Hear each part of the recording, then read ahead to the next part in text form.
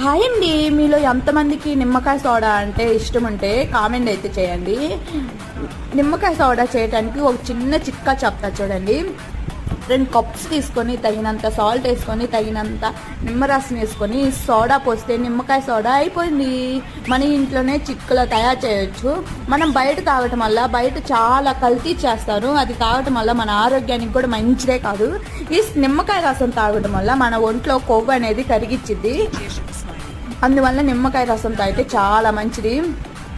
Money కూడా save అవుతాయి. బయట 25 రూపీస్ ఉంటుంది, మన ఇంట్లో తయారు చేసుకుంటే 10 రూపీస్కే తయారు చేసుకోవచ్చు నిమ్మకాయ సోడా చిట్కలో. మీకు కూడా నా వీడియో బాగా నచ్చితే లైక్ చేయండి, షేర్ చేయండి, సబ్స్క్రైబ్ చేసుకోండి. కొద్దిగా పులుపు అయితే ఎక్కువైంది, ఈసారి ఇంకా బాగా నీట్గా చేస్తాను. Bye bye.